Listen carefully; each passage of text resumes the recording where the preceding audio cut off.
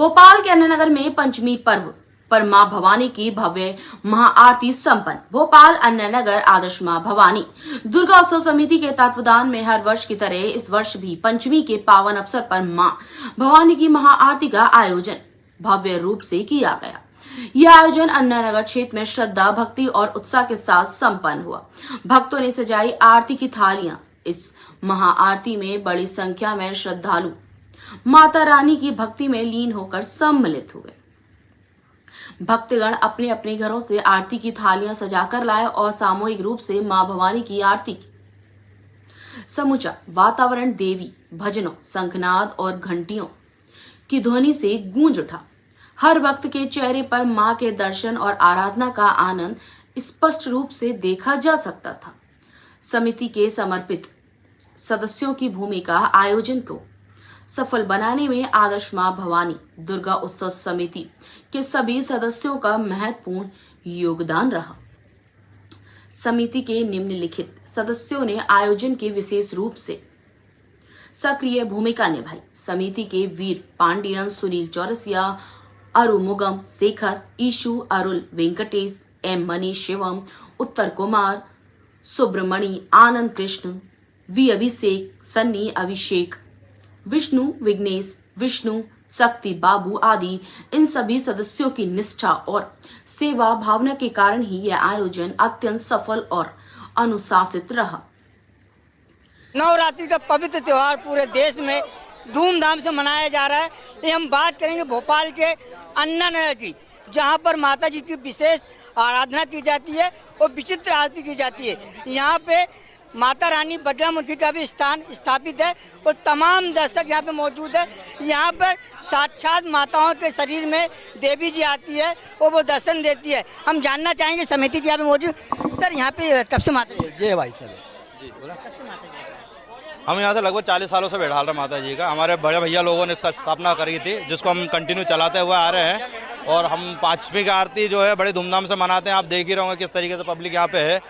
सभी देखा गया माता जी के शरीर में कुछ देवी आती है साथ साथ। वो देखिए, वो तो देवी जी आती है, तो वही जाने कौन क्या है। आशीर्वाद देने के लिए खुश होकर आती हैं, सबको आशीर्वाद देने के लिए आती है। वो हमारा सौभाग्य है कि हमारी पूजा के समय पर वो आती है और हमें आशीर्वाद देती है। क्या संदेश देना चाहेंगे भक्तों? हम संदेश यही देना चाहेंगे कि सभी अपने धर्म को पालन करते हुए अपने पूजा पाठ को सच्ची भावना से करें, दिखावा ना करें, अच्छी भावना से करें, पूजा पाठ करें और नारियों का सम्मान करें। तो तमाम लोग यहाँ पे मौजूद है। मैं कैमरामैन से बोलूँ, तमाम महिलाएं यहाँ पे मौजूद है और बड़ी विचित्र और व्यवस्थित आरती यहाँ पे की गई है। और यहाँ की जो परंपरा कई वर्षों से यहाँ पे माता जी की स्थापना की जाती है और ये जो माता जी के सामने सही रूप से मन्नत मांगने आता है, उसकी सभी मनोकामना पूर्ण होती है। बने रही हेडलाइंस 24 में। इसी तरह नई नई माता रानी के हम दर्शन आपको 9 दिन कराएंगे। सर, कब से माता जी की स्थापना की जाती है? सर, मैं तो यहाँ पे सन 2004 से यहाँ पे जुड़ा हुआ हूँ। मैं सन 99 में यहाँ से आया। और उसके बाद 2004 से समिति में जुड़ा हुआ हूँ। आज मेरी 40 साल उम्र होने वाली है।